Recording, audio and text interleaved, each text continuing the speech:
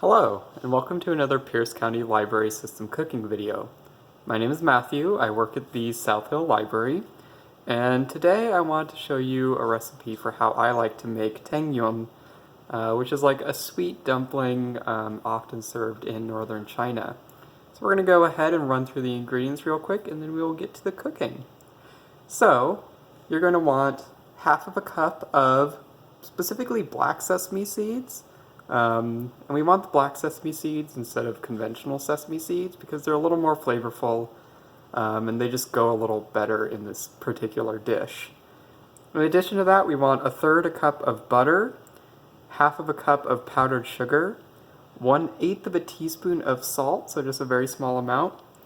We also want 1 cup of water and 2 cups of rice flour.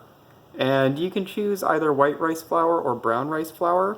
Today I'm using brown rice flour because I think it's a little more flavorful and a little tiny bit sweeter than white rice flour. Okay, so the first thing we're going to do is take that half cup of black sesame seeds and we're going to go ahead and put them in a fairly fine strainer. And after we put in the strainer, what we're going to do is we're going to rinse them briefly, just run some water over them.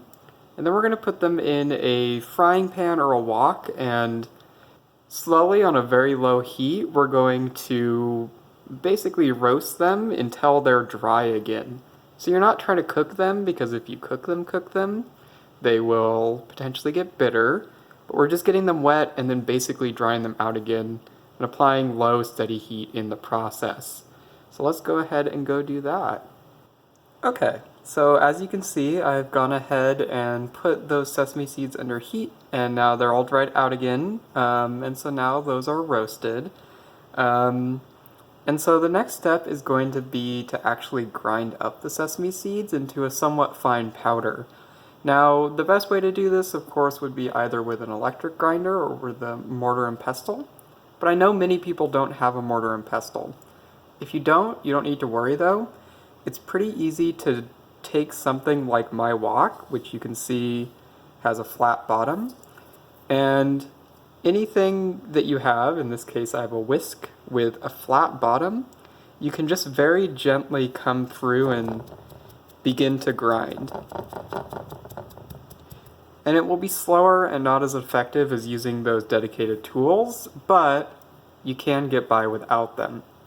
So I'm going to go ahead and grind those up. And the other thing I'm going to do while I do that is I'm going to take that 1/3 cup of butter and I'm going to melt it. Okay, so I went ahead and ground up those black sesame seeds, doing the method that I told you about of not using specific tools. It took me about 10 minutes. So now that we have those ground up, it doesn't have to be perfect, but the finer they are, the more even the flavor will be. But now that we've done that, we're going to go ahead and take that 1/2 cup of powdered sugar, the 1/8 a teaspoon of salt, that 1/3 cup of butter that we melted during the last section. Okay, now that I've mixed that a little bit, we're going to go ahead and put our filling in the refrigerator and chill it for 1 hour. Okay, so right now the filling is chilling in the refrigerator and it's almost done, so I'm going to go ahead and get us started on the dough. So you're going to take those 2 cups of rice flour. We're going to take 1/4 cup of water to start with, and this water is going to be hot, almost boiling. We're going to make a divot in the rice flour and go ahead and pour that water in. And we're just going to let that sit for about 10 minutes. So I will come back once that is done. Okay, so now that we've let that sit for about 10 minutes, we're going to take the other 3/4 of a cup of just cool room, tap water. We're going to mix that in as well. We're going to knead this together until it's nice and smooth. Okay, now that our dough is combined and our filling is chilled, we're going to go ahead and form the actual dumplings. And so you're going to go ahead and take a little bit of the dough, pat it flat. That's a little bit too much. And once you do that, you're going to take about 1/2 tablespoon's worth of filling and just try your best to press it into the dough and get the dough to close around it.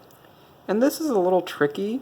I've had the benefit of practicing already about 20 times before I made this little video.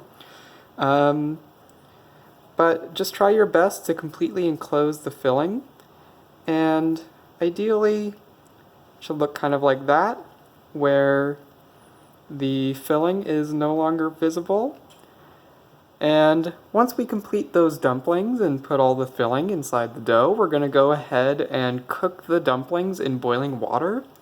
And basically you're going to wait for them to boil and float to the surface. Once they float to the surface, you're going to give them 1 to 2 additional minutes. So I'm going to go ahead and go do that, and I will be back with the final product. Okay, and you can see our completed dumplings after they've cooked in the boiling water. As you can see, like, some of mine turned out just about perfectly, and some not so much, but that's fine, because it's a little hard to make these at first. I think part of the fun of cooking is trying things again and again until you finally get them right, and I personally find a lot of satisfaction in that. But so our dumplings are complete. Some people like to dip them in sugar or syrup. If you break one open, you can see our filling on the inside. And yes, I think this is a very interesting, cool recipe. I would like to thank you for taking the time to watch this video, and I hope that you have a wonderful day.